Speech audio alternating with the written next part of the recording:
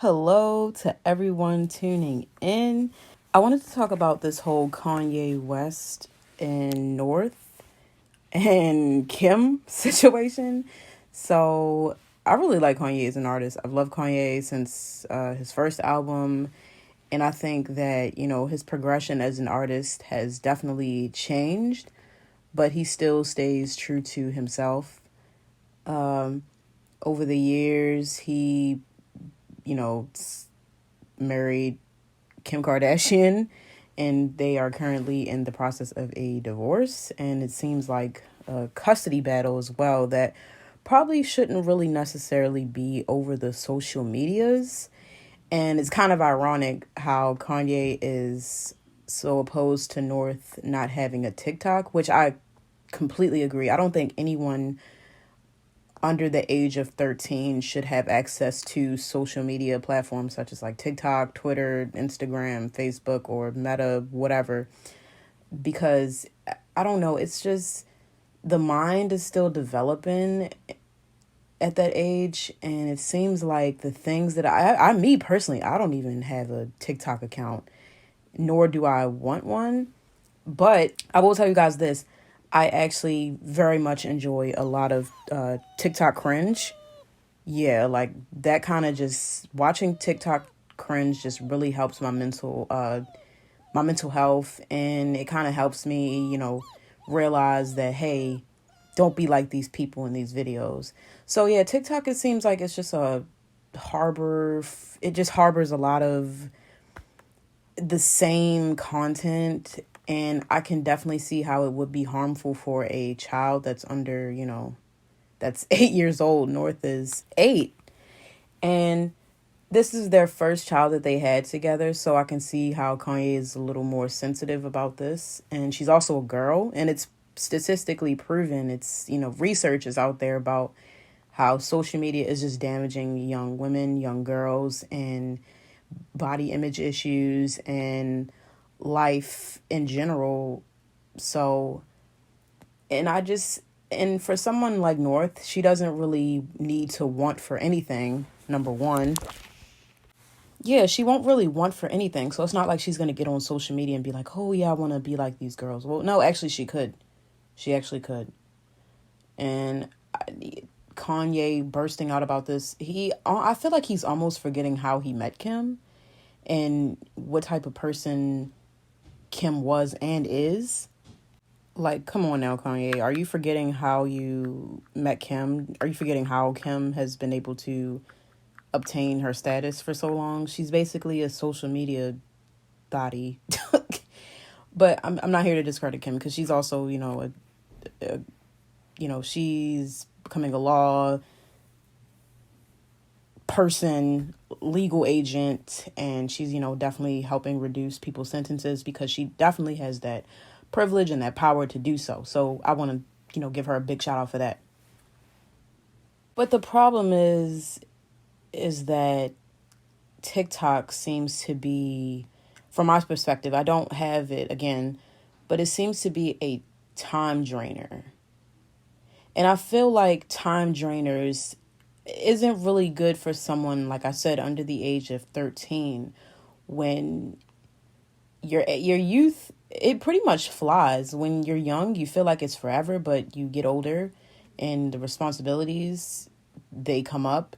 And I know this might be different for someone who was basically the child of, millions and billionaires.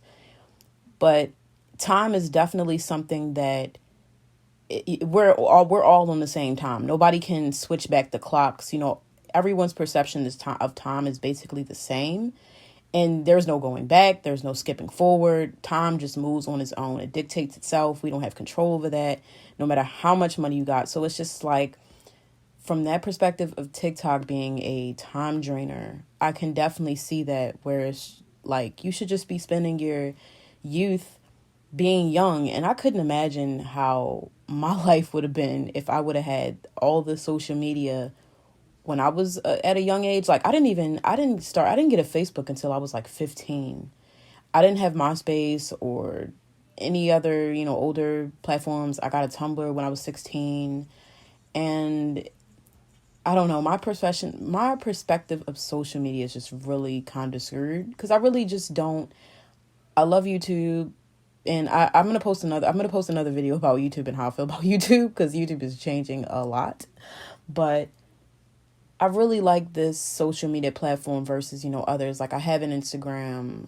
Instagram in itself is also kind of dangerous. But TikTok, like I said, it's just like this, you're draining your time there. You spend copious amounts of hours on this platform watching videos, watching other people do dances. And I'm a substitute teacher. We're not going to talk about that. But I see like the kids doing TikToks in class, and it just doesn't seem realistic at all. It just seems very extremely animated and so bizarre. So I basically agree with Kanye with, I don't agree with the way he went about it, going on social media blasting Kim and Bear. I think this is more detrimental to North, if anything else. I just don't agree with the way he's going about it. I agree with his stance. Like, I don't agree with children under the age of 13. Like, enjoy your youth, man. Like, TikTok, I can't even say it'll be here. It's been here for a couple years now, but by the time the North is like 13 or older, it might be a whole nother app or situation that people are drawn to. So I definitely agree there. And then Kanye also boasted about Candace Owens like pitching in and adding her 2 cents. I am another person who doesn't really agree with Candace Owens and things that she says, but I definitely like to get multiple spectrums of media and outlets. So I definitely enjoy some conservative outlooks as well as like, Democratic and liberal media and stuff like that. So I'm not really a Candace Owens fan, but I, have to also agree with her, you agreeing with Kanye. So, and speaking of Kanye, I really agree with his post that he made about NFTs. So NFTs, I don't really know too much about them. I don't know like the costs or how, I don't know that part, but I know that NFT is a non-fungible token. So it's basically like copyright for images and art. And I think it has pros and cons, but more cons than pros. So the pros are that, you are an artist, and that's amazing. And I'm an artist, and I appreciate the fact that people can make money for their art, because people should pay for, you don't walk into Kohl's and buy a picture of a banana. You go out to an artist and hey, paint this banana for me in your style. That's how you go about that. So I definitely appreciate artists and the fact that they can go on these mediums and sell their work, profit, and make a lot of money for their art because they deserve it. And I always thought of art as being something that's tangible. And I get it, the whole controversy with NFTs, because a lot of art nowadays is becoming digital, and it has been digital, and digital art is amazing. And I definitely want to validate and, let digital artists know that they should be paid for their work just as importantly as people who create it and, the real world. But art is supposed to be something that you can feel, and it's supposed to be something that you can feel like it strikes emotion with you, and you can physically touch it, and you can emotionally process what that artist is conveying, and it's much deeper. And I feel like NFTs just kind of stagnate art. Like some of these NFTs, those damn monkey NFTs, like they look the same. Like, so it's kind of just mocking art at the same time sometimes. Yeah, it's just a whole lot of controversy and screenshotting the NFTs. Come on now. The environmental impact that NFTs have, and all an NFT is, and all Bitcoin and cryptocurrency and all that, all it is just very, very long math equations that are basically compressed into this number. And that number is the Bitcoin, if I'm not mistaken. If I'm, correct me if I'm wrong in the comments if you can, but it's basically just a long math equation combined into a Bitcoin. And in order to solve these equations, you can't use your phone, you can't use a calculator, you have to use these, computers, and you have to use these like ports. Like I think they have like gaming systems. You can buy like game pieces to these computers and I don't know the super logistics of it all, but you basically need this equipment to create and mine Bitcoin. And mining Bitcoin, you know, it's two things. It's two aspects of it. You do it in the lab, at your home or whatever, and you know, you're making the money, sure, but you got to pay for your electricity bill, you got to pay for equipment and pay for whatever else that goes on. And trust me, that electricity bill is probably high. And then you have the actual miners of Bitcoin, aka energy. So when you're mining for Bitcoin, you're using up all this energy, and that energy, you know, is getting dug up, coal, burning fuel, fossil fuels, however else we get energy. So that's how we're paying. That's how the country and how this whole Bitcoin system is kind of paying for, you know, these assets, is that we're destroying we're destroying the planet. The CO2 and carbon emissions are out of control. So yeah, I don't really agree with, you know, NFTs. I think the concept of it is really cool, and I think it's a great way for people to, you know, acquire assets and have, you know, stocks or whatever, money. I think it's great that way, but sustainably on Earth, I don't think it's really good. But anyway, I also want to talk about this whole Joe Rogan thing. So Joe Rogan is a podcaster. He has his own show. He has like, you know, thousands of millions of listeners. He's very powerful and influential. And I follow him on Instagram, and I also subscribe to his JRE clips on YouTube. And he has recently been exposed for using the N-word, which is not new to me.